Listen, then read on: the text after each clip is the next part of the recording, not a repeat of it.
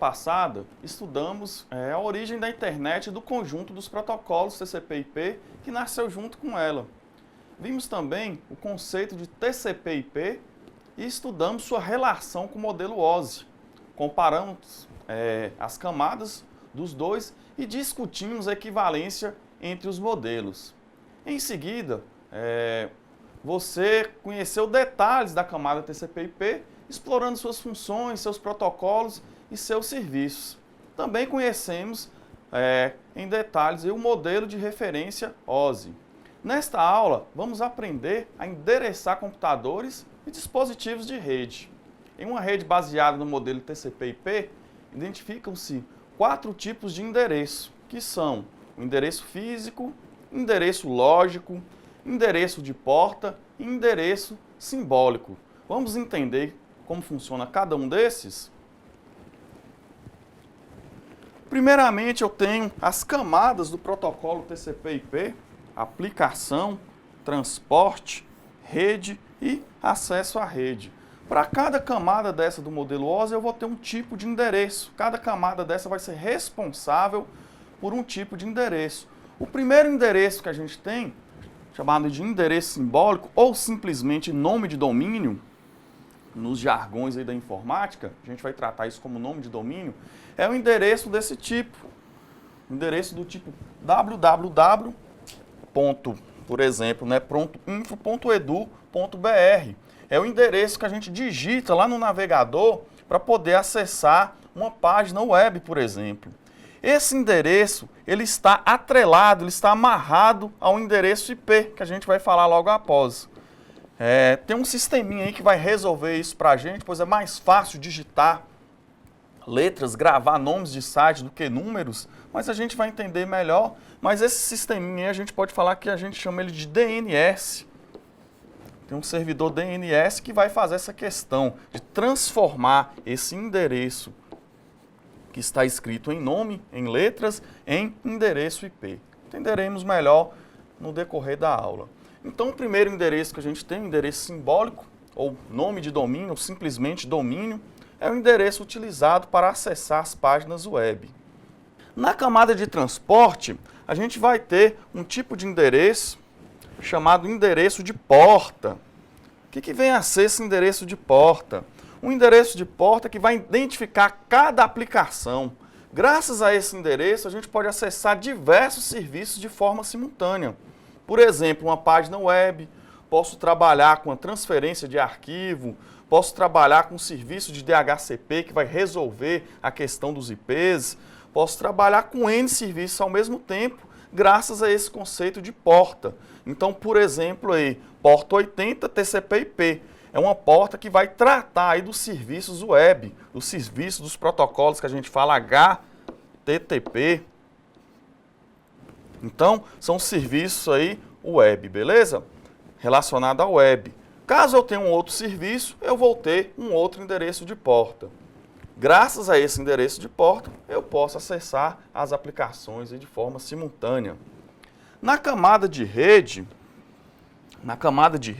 eu vou ter chamado endereço lógico. Esse endereço lógico, gente, também ele tem outro nome chamado endereço IP. E é assim que a gente vai tratar ele, endereço IP. O que esse endereço IP faz? Qual é a função desse endereço? Vamos dizer, ele é um endereço como se fosse um endereço de uma residência.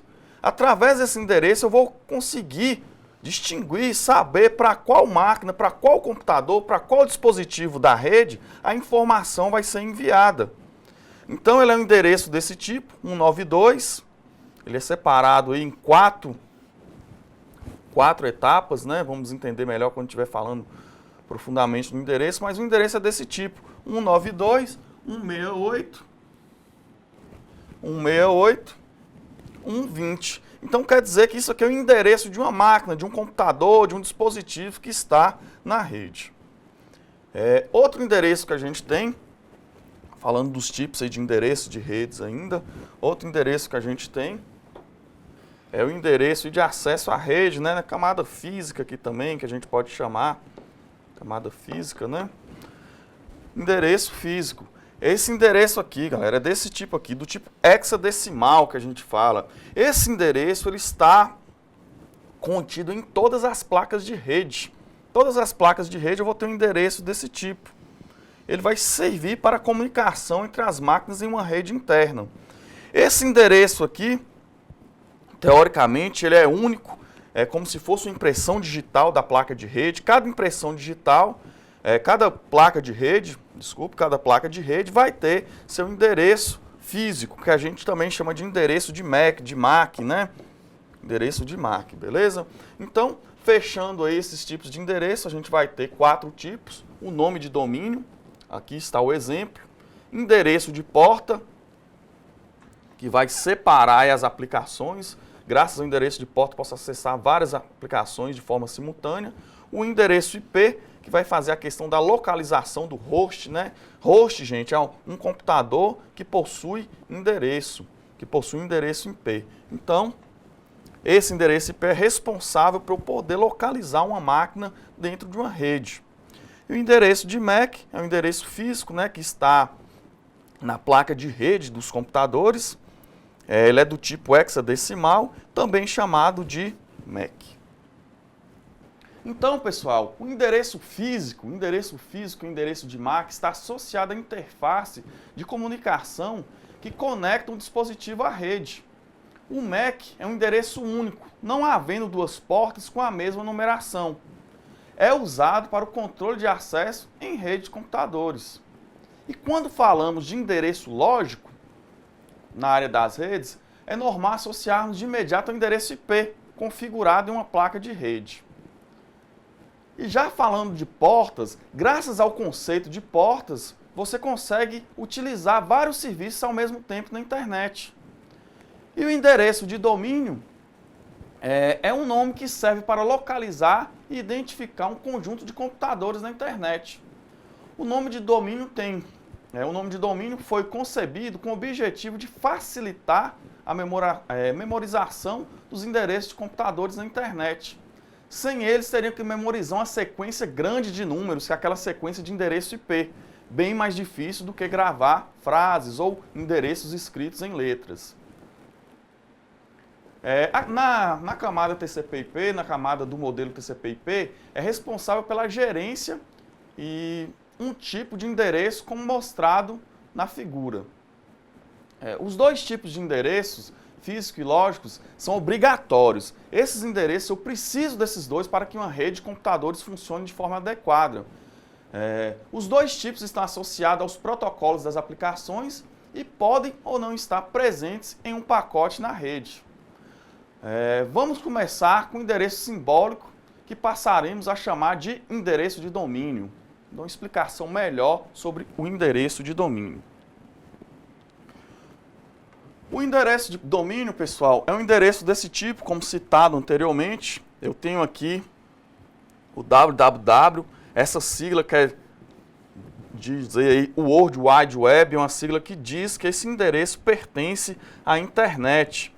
Esse aqui é o nome do meu endereço propriamente dito. Aqui eu tenho um modo genérico, né, do endereço. Todo endereço vai ter esse modo genérico. E aqui, geralmente, eu tenho a localização do país. Então, assim é formado um endereço de domínio. O nó, representado aqui pelas letras www, quer dizer que é um endereço que está alocado na World Wide Web, né, de grosso modo falando, na internet. E o domínio propriamente dito seria o restante aí. Em todos os sites, todos os navegadores, a gente vai ter que digitar, em todos os endereços de domínio, a gente vai ter essa sigla aí, www, e logo depois o domínio propriamente dito. Os nomes de domínio são usados para identificar um computador ou um dispositivo na rede, não necessariamente um computador. Isso aí pode ser feito através de um dispositivo. Uma impressora, por exemplo, ela pode ter um endereço IP. Para localizar, para mandar imprimir uma folha, um arquivo, é necessário que essa impressora tenha um endereço para localizar ela dentro da rede. Então, é comum a gente também atribuir esse endereço IP a impressoras. Também outros dispositivos, como roteadores, gateways, vai ter também esse endereço IP, esse endereço de domínio que a gente pode usar para identificação, beleza? Ou de domínio ou endereço IP. Vamos ver melhor. Slide. Ainda falando dos endereços de domínio, a gente vai entender um pouco aí a questão da separação. Então vamos pegar como exemplo o site da Google, né, um dos sites de busca mais famosos. Eu tenho a camada do www, vou ter o nome do site e vou ter um .com, ou .org, ou .gov, ou .net, ou .edu, ou .info. Isso aí, gente, são endereços de domínios aí genéricos. Pulando para o lado de cá, então, além do www, vamos pegar outro exemplo, o site da UOL, eu tenho o nome do site, eu tenho um .com, e aqui, na nossa hierarquia, eu vou ter os países, né? Então, quer dizer que aqui, por exemplo, o endereço www.uol.com.br quer dizer que o país aí, o BR, está atrelado ao país do Brasil. Quer dizer que esse site, esse endereço, esse portal, ele representa uma página aí brasileira, né? Está no domínio brasileiro. JP, Japão, UK, e por aí vai. Rússia, de acordo aí os nomes dos países. É necessário colocar o nome do país no domínio? Não, não é obrigatório. Posso usar somente da forma genérica, por exemplo, como a Google adota, www.google.com. Não necessariamente preciso colocar o nome do país. Então, o endereço do domínio é necessário para que o navegador possa fazer a chamada de certas páginas, né? Certas páginas desejadas. Cada site tem um endereço específico e esse endereço é composto por elementos que precisamos conhecer. Por exemplo, o nosso site, o endereço de site é composto por HTTP, que é o tipo de serviço da camada de aplicação, né, que é um serviço web, www e o nome do site e suas extensões, que eu expliquei, que é .com para genérico e o BR para país. A sigla www, vamos lá entender melhor, a www é uma sigla da World Wide Web, nome dado à plataforma onde fica armazenada as páginas que iremos acessar. Normalmente os navegadores mais modernos conseguem localizar um site que nem precisa digitar o www. Já virou tão comum que os navegadores modernos aí nem precisa mais digitar, basta digitar o endereço de domínio direto. Por exemplo, abre o navegador e digite lá ifnmg.edu.br. O navegador vai autocompletar lá para você com a sigla www. Provavelmente vai abrir o site, ao digitar o endereço, provavelmente abrirá o site do IFNMG. Porém, observe que quando o site for aberto, o navegador irá completar, né? Vai completar essa informação com o www. Então, no endereço final, eu vou ter lá a extensão, o endereço www, HTTP, indicando que é um serviço web, www.ifnmg.edu.br. A extensão ou complemento pode estar dividida em dois grupos, como falado, ou poderá ser apenas de um. No exemplo do nosso site, do Instituto Federal, o site IFNMG, temos a extensão EDU, que quer dizer a extensão genérica, né? E também temos a BR, para identificar que é um site do Brasil. Mas em muitos casos teremos apenas o EDU, não necessariamente precisamos colocar a sigla BR. O EDU indica que é uma organização educacional. O .com, por exemplo, o domínio .com, é uma indicação do tipo de site. Neste caso, ele indica que é um site comercial. Porém, ele poderá ser um site governamental. Eu vou usar lá o domínio .gov, o .org de organizações não governamentais, o .net de empresas de tecnologia, o .blog já é utilizado para blogs, o ADV para sites de advogados, o MED para sites de médicos. E aí eu vou ter uma gama aí de domínios que eu vou poder utilizar. Dentro disso, dentro do endereço do domínio, é importante a gente falar do sisteminha que eu cheguei a citar, que é o sistema DNS. O sistema de nomes de domínio, ou DNS, é um serviço distribuído na internet, que mantém tabelas para resolver nomes de domínio para endereço IP.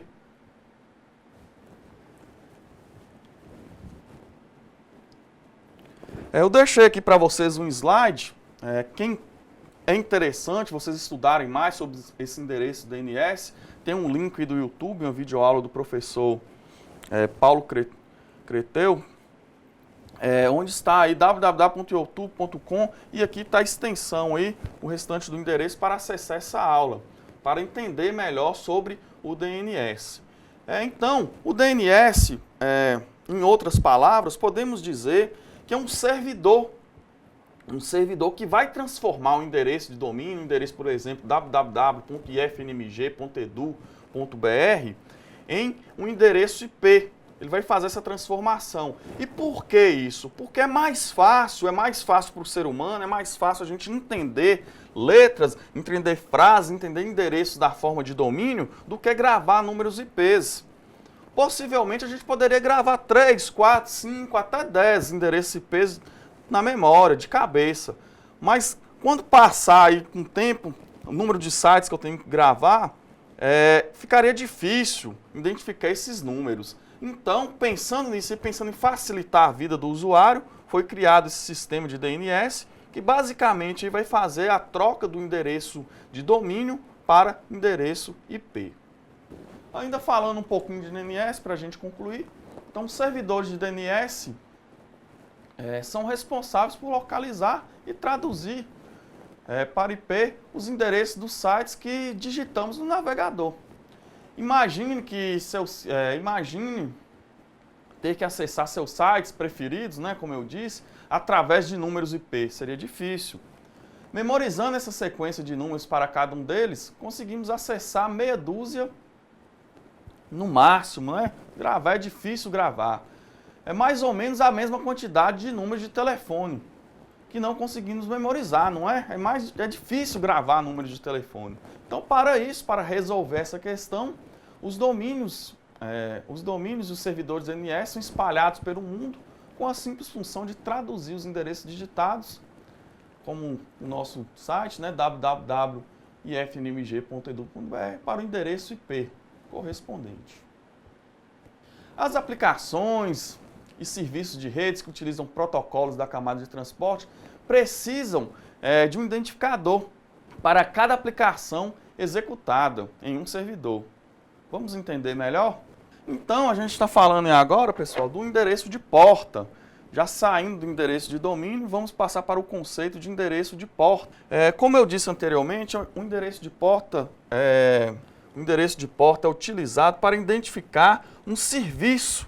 Por exemplo, o protocolo HTTP, que é um protocolo de serviço da web, ele vai utilizar a porta 80.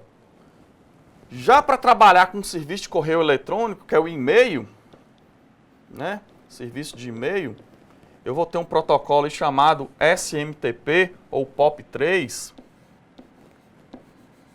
Mas aí na questão aqui não entra o POP3, né? Mas são protocolos de serviço de e-mail. O protocolo SMTP vai trabalhar na porta 25. Serviços de arquivo. Serviço de arquivo, transferência aqui de arquivo, gente, ó. Transferência de arquivo.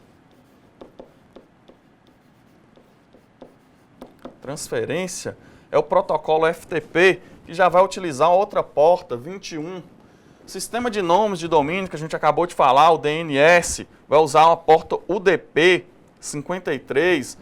Login remoto, chamado Telnet, vai usar aí a porta 23.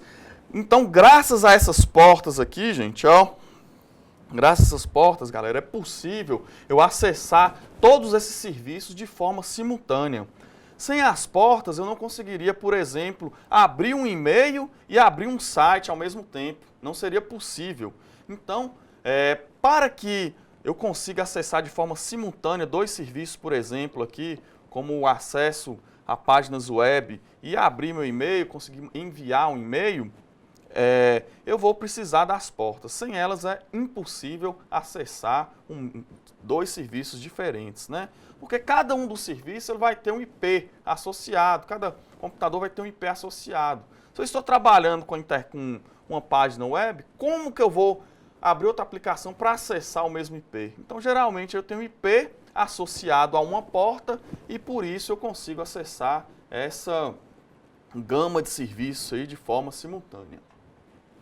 Entendendo melhor, Então, ao conectar na internet, seu computador, seu micro, recebe o endereço IP válido. Apesar disso, mantemos vários programas e serviços abertos simultaneamente. Em um computador desktop, é normal ter programa de e-mail, um cliente para transferir arquivo, um navegador, um cliente de mensagem instantânea, estou fazendo downloads e vários outros programas que enviam e recebem informações simultaneamente. Isso tudo está sendo trabalhado no mesmo tempo. Geralmente a gente utiliza o computador dessa forma, não é só um serviço por vez. Então, se temos apenas um endereço IP, só temos um IP, como que a gente vai acessar todos esses serviços ao mesmo tempo? Então, a gente pode acessar eles graças à porta. Então, a vantagem de usar os endereços de porta é que eles permitem que um mesmo serviço, servidor de rede, com um único endereço IP, executar mais de um serviço ao mesmo tempo. Em um servidor de rede, TCP/IP, é possível abrir, aí, no caso, 65.535 portas para a sessão de serviço. Isso nas portas TCP. Além das 65.536 portas do TCP/IP, temos o mesmo número de portas para o protocolo DP, seu protocolo irmão. Embora seja um protocolo menos usado que o TCP, o DP continua presente nas redes atuais, pois oferece uma forma alternativa de envio de dados, onde, em vez da confiabilidade, a gente vai privilegiar a velocidade e a simplicidade. Vale a pena lembrar que tanto o TCP quanto o DP trabalham na camada 4 do modelo OSI. Ambos trabalham em conjuntos com o IP, que cuida do endereçamento. O endereço IP, gente, o endereço IP é uma sequência, já falando de IP, mudando do endereço de porta, o endereço IP é uma sequência de número composta de 32 bits.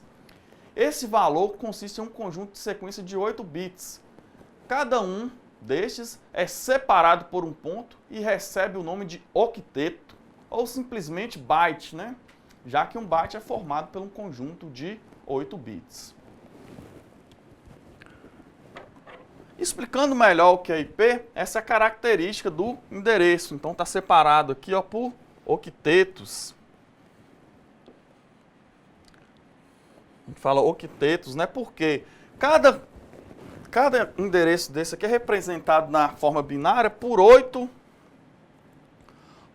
dígitos. Por exemplo, aqui, 192, eu não me lembro da representação, mas são representados por 8 dígitos. Não sei se isso aqui é 192, mas são 8 dígitos, Então, por isso que chama de octeto. Octeto. Estou separando aí, 4 e 4. Então, tem meu octeto. Essa característica aí do endereço IP. Então, vou ter o endereço 192.168.1.220. Cada parte aí vai representar um octeto.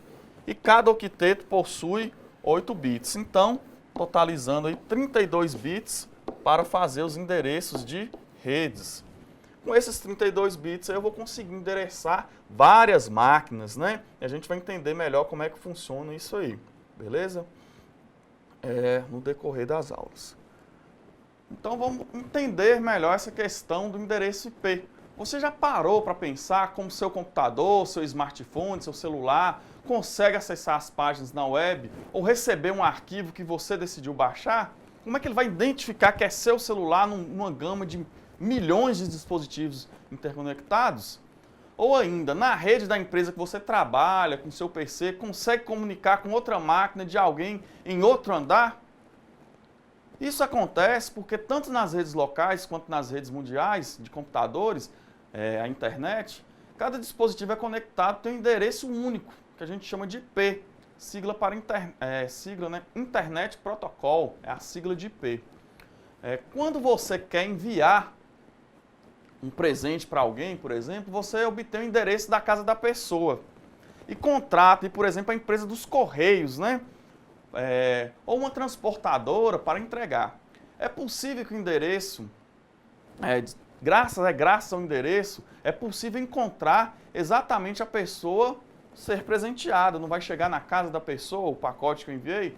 Também, graças a seu endereço único, para cada residência ou estabelecimento, você recebe suas contas de água, aquele produto que você comprou em uma loja online, enfim. Na internet, o princípio é o mesmo. Para que seu computador seja encontrado e possa fazer parte da rede mundial de computadores, ele necessita de um endereço único. O mesmo vale para websites, como o site do Instituto.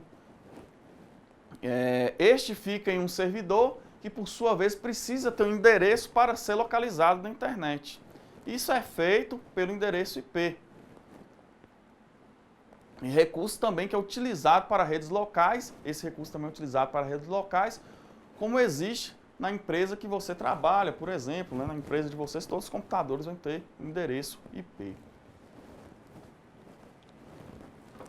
Então, pessoal, podemos fazer a comparação do endereço IP, como dito anteriormente, com o endereço real das casas. O protocolo IP e seus auxiliares seriam as regras de trânsito. O protocolo IP e auxiliares seriam as regras de trânsito, semáforos e placas indicativas para chegar até um determinado endereço. Vamos entender melhor? Então, por exemplo, eu tenho uma figura. Vamos imaginar aqui uma casa, uma rua A, rua C, rua B, e tem algumas casas aí. Na rua A, o número 10, por exemplo, a gente pode colocar um endereço IP. Vamos tirar aqui casa e vamos pensar aqui em um dispositivo de rede, um computador. Então, se a casa tem o número 10, quando eu enviei um pacote pelo correio, por exemplo, ele vai conseguir chegar. O correio vai chegar na rua A e vai conseguir identificar a casa 10. Tem outras coisas, né? Bairro, cidade para endereçar, mas simplificando o exemplo, caso eu tenha a rua e o número, eu vou conseguir chegar até a casa, correto? Dos computadores é a mesma forma. Eu preciso atrelar um endereço IP para que a informação, para que os dados enviados na rede cheguem de forma correta, né? Eu preciso que o dado chegue àquele computador e não a outro. Então, para isso, eu tenho um endereço IP atrelado a essa máquina. Na rua A, ainda falando da rua A, eu tenho a casa lá com o endereço 20. Caso seja enviada uma correspondência para essa casa, ela vai chegar, porque eu consigo saber que é na rua A, no número 20. Do mesmo modo, um computador tem que estar atrelado aí com o endereço IP, que nesse caso seria 192.168.1.20, para conseguir acessar, para conseguir que a informação possa sair e entrar dentro da máquina, dentro do dispositivo de rede com esse endereço. Muito bem, você sabe agora o que é o endereço IP. É uma composição do endereço do segmento de rede, é o endereço do nó de cada máquina, né? Ou seja, de cada máquina. Essa característica permite interconectar milhões de nós distribuídos em milhares de redes. Mas você deve estar perguntando, questionando aí, como determinar o endereço da rede e o endereço do nó. Então, o que é endereço dentro do IP? O que é endereço de rede? O que é endereço da máquina, né? Do nó, do host que a gente fala. Para determinar quem é o endereço IP, você precisa de mais informação. Essa informação a gente vai ter esse conceito na máscara de subrede. Vamos entender melhor? Então, ainda falando de endereço IP, a gente vai ter um endereço aí agregado a ele que a gente chama de máscara de subrede. É um número também de 32 bits, semelhante ao endereço IP, que é usado para determinar o endereço de rede a partir do endereço do nó. Do nó, né? O nó, cada máquina, cada host, cada dispositivo de rede, a gente pode entender como nó da rede. Portanto, somente com o endereço IP é impossível saber que rede ele pertence, né? Eu preciso saber, preciso separar as redes. É preciso conhecer a máscara de subrede associada a ele. Vamos apresentar alguns exemplos para fixar esse conceito. Vamos começar com o exemplo 1. Vamos entender melhor aí, gente, esse conceito de máscara de subrede. Por exemplo, eu tenho um endereço IP formado por esses octetos, né? Formado por 4 octetos, que é o endereço 10.15 10.15.221.40. E vou ter o endereço de máscara, a máscara de subrede 255.0.0.0. O que é isso que quer indicar, gente? O que é isso aqui, ó? 255.0.0.0. É muito simples, é fácil, a analogia é bem fácil, a analogia não é bem fácil entender isso aqui. Aqui, ó. O que a gente pode falar? Tudo que tiver zeros aqui na máscara de subrede, a gente vai chamar de endereço de rede.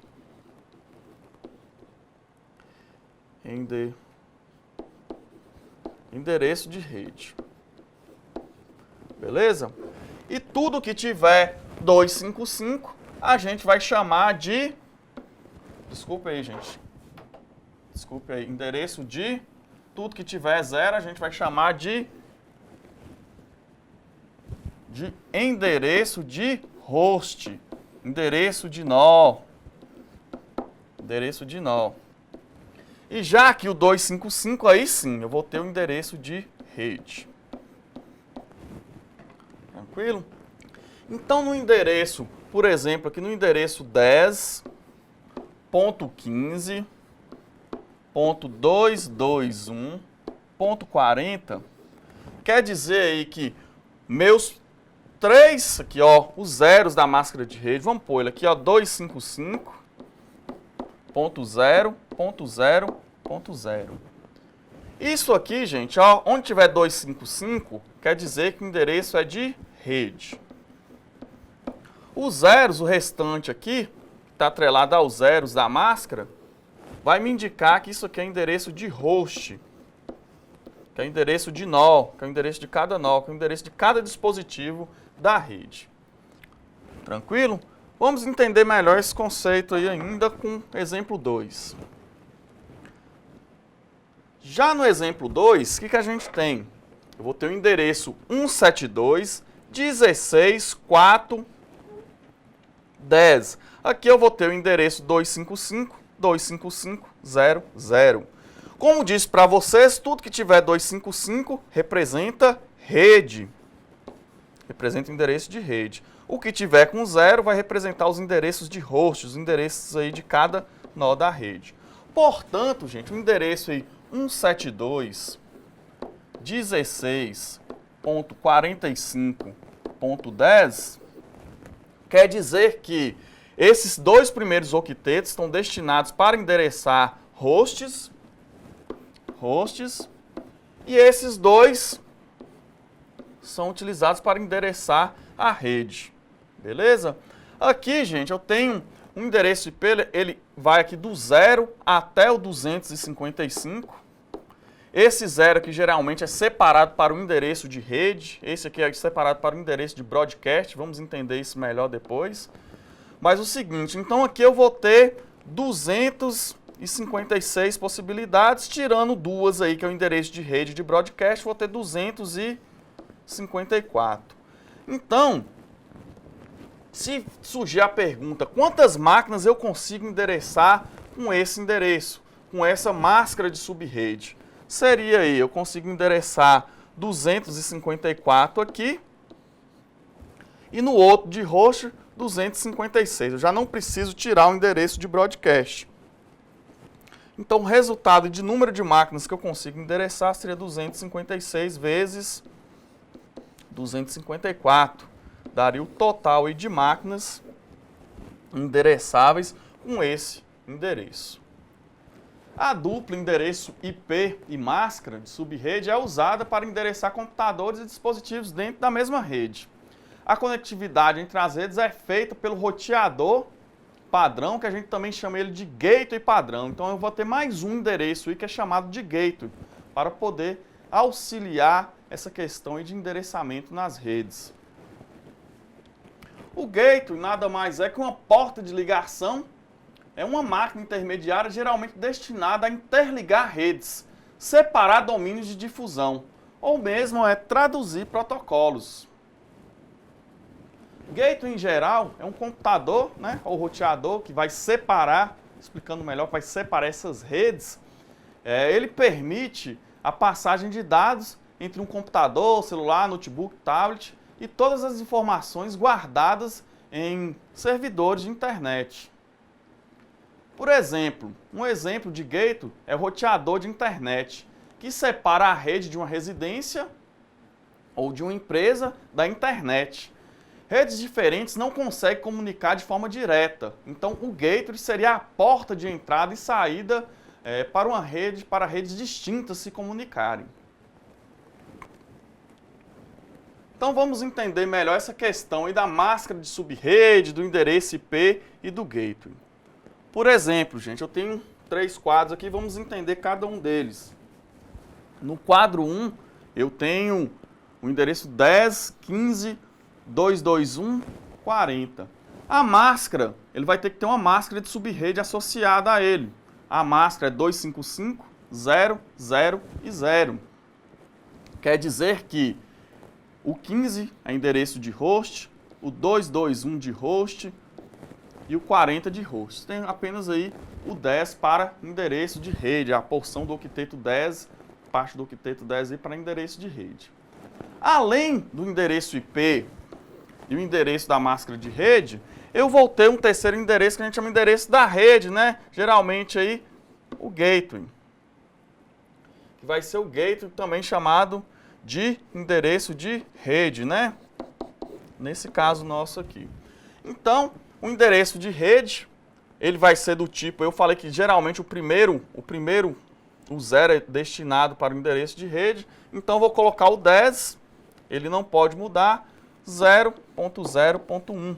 Esse é o endereço destinado ao gateway, à saída da rede. Então, nesse caso desse quadro, minha saída da rede vai estar no endereço 10.0.0.0.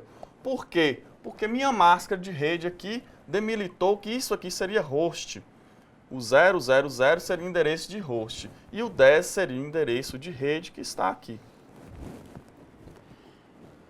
No quadrinho abaixo, aqui eu tenho um outro endereço IP, o endereço 172.16.4.10, está atrelado a uma máscara de subrede 255.255.0.0. E aí, por sua vez, eu vou ter o endereço da rede, o gateway, a saída da rede, que é 172.16.0.0. Lembrando, gente, que a máscara vai delimitar rede aqui, rede porque eu tenho 255.255, e onde eu tenho 0 vai ser os endereços de hosts, beleza?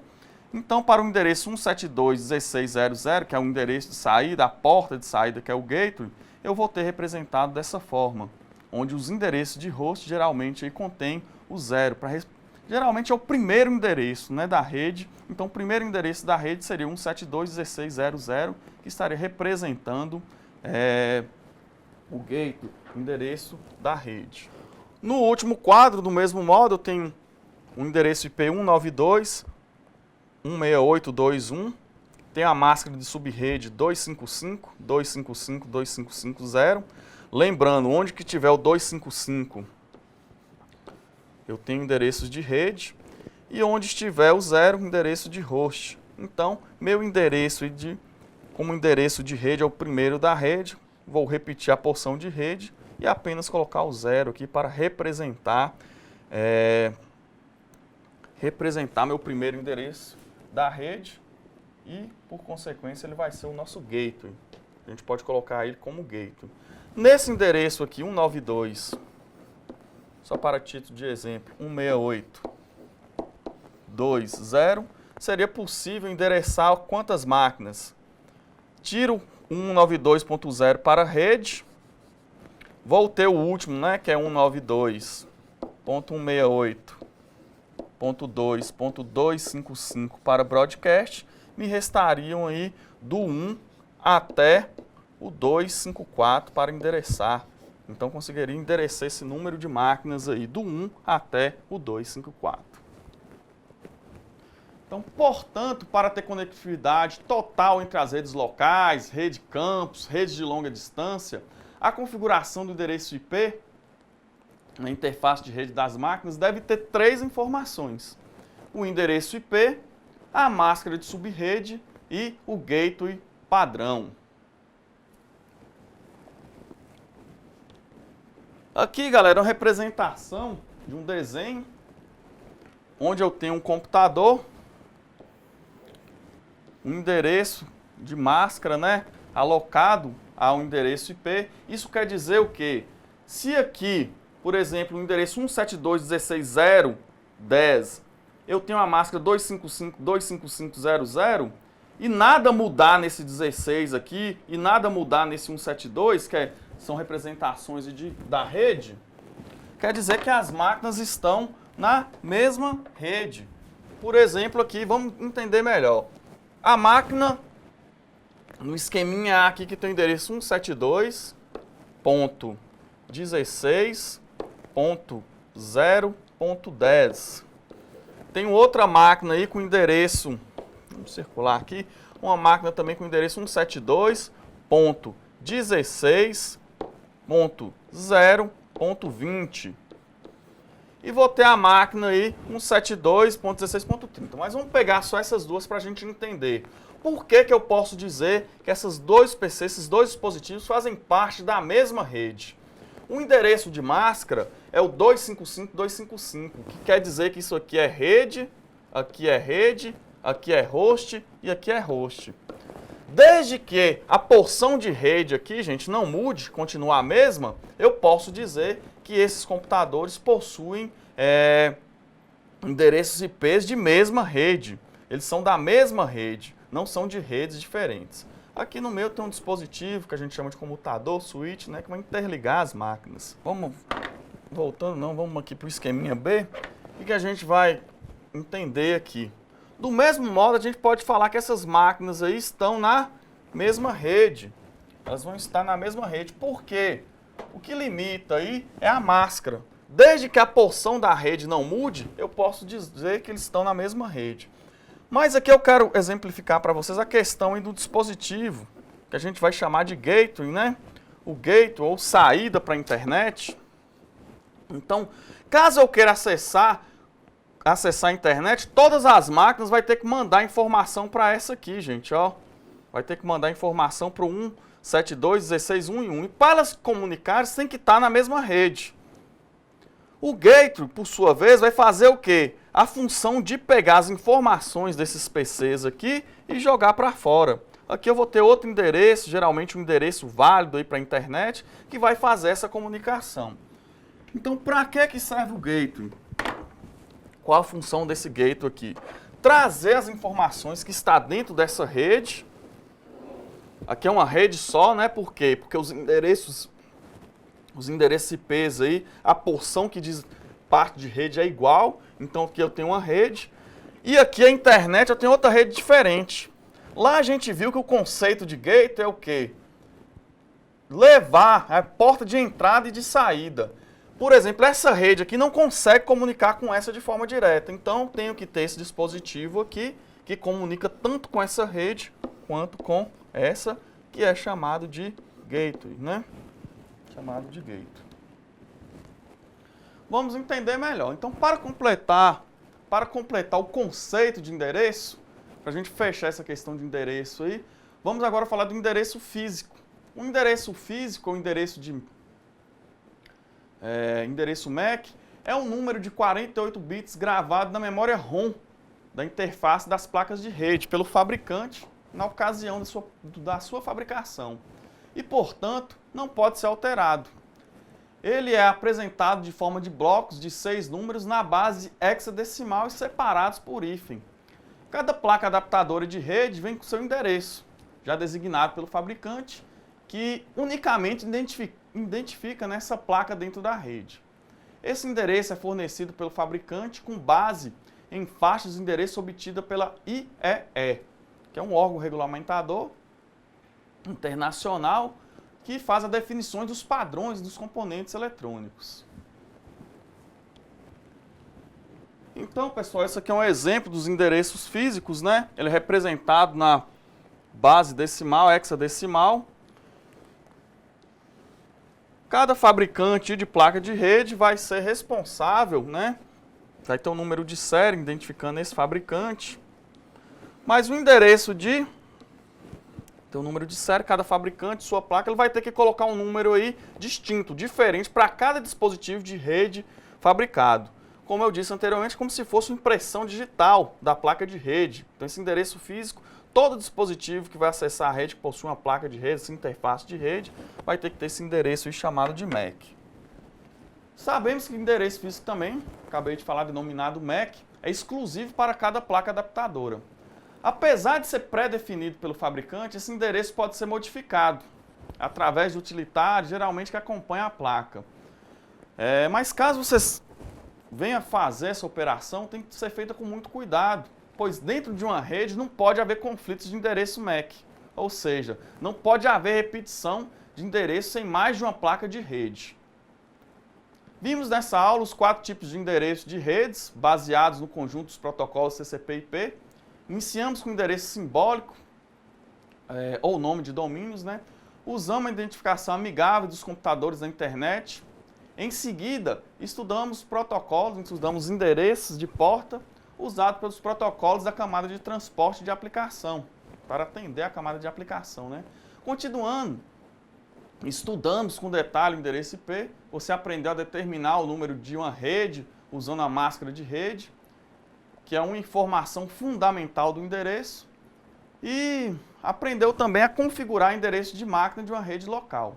E finalmente estudamos o endereço físico, que é a apresentação na base hexadecimal e a identificação do fabricante na interface de rede dos 3 primeiros blocos do endereço.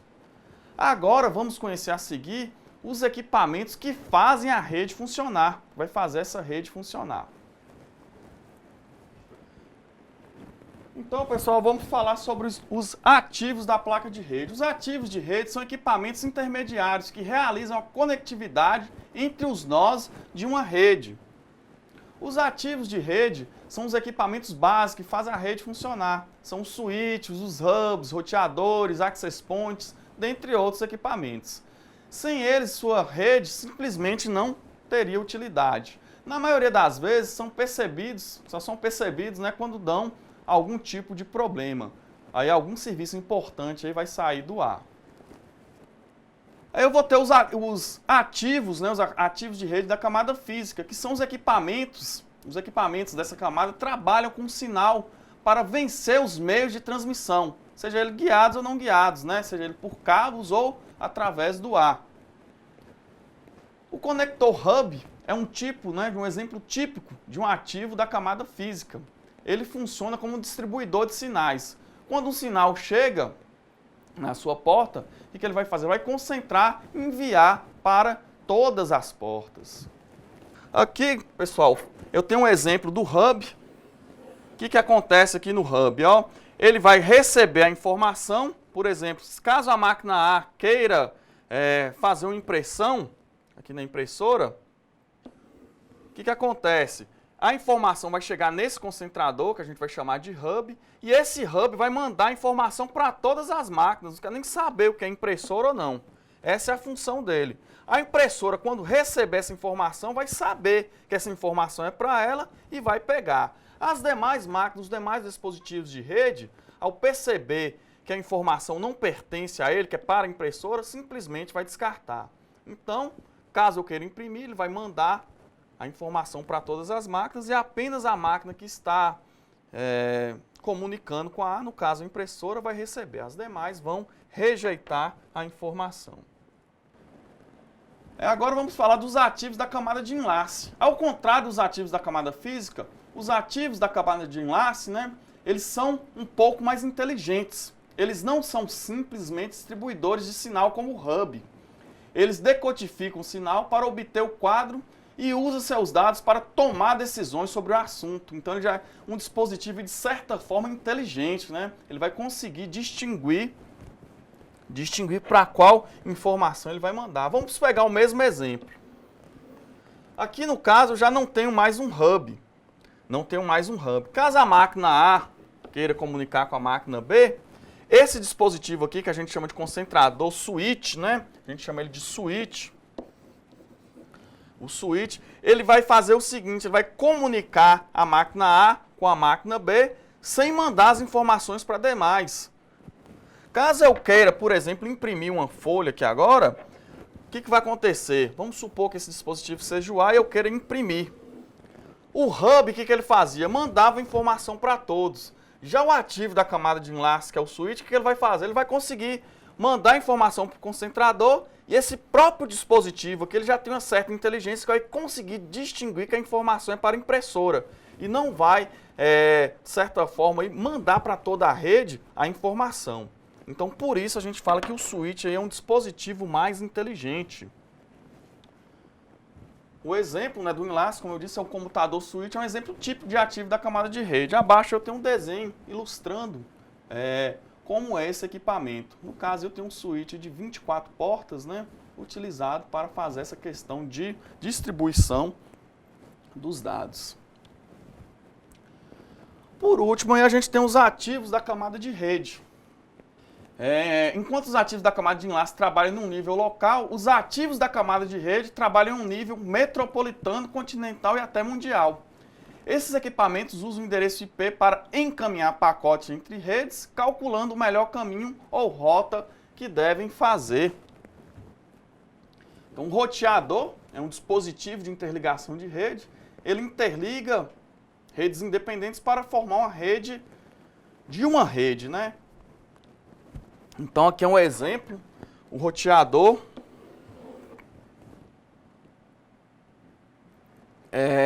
qual que é a função dele? Interligar duas redes diferentes, aqui eu tenho duas sub-redes, né, diferentes. Então, tem a rede A e tem a rede B. Ó, para vocês verem como é que é fácil identificar que as redes são diferentes. Vamos supor o endereço de máscara de rede desse endereço aqui vai ser 255.255.255.0. Aqui são porção de rede, não é? Aqui eu tenho 192.168.1.0. Aqui eu tenho 192.168.2.0. Note aí, gente, que a porção de rede mudou. A parte que diz respeito à porção de rede mudou. Aqui eu tenho 1 e aqui eu tenho 2. Quer dizer que são duas redes diferentes. Duas redes diferentes não conseguem comunicar de forma direta, somente com o switch. Então, preciso de um roteador, um outro equipamento que vai fazer a função de interligar essas redes. Então, a função do roteador, aqui no caso, ele está funcionando como um gateway, mas durante uma rede, quando eu vou pesquisar, por exemplo, dados na internet, eu vou utilizar vários e vários roteadores aí até chegar ao meu destino. Este é o fim da nossa terceira aula. Como disse nas aulas anteriores, vai haver um fórum Tira Dúvidas para cada uma de nossas aulas. Caso tenha dúvidas em relação a nossos assuntos da aula 3, por favor, postem no fórum pertinente à aula 3. Abraço a todos e até a próxima aula.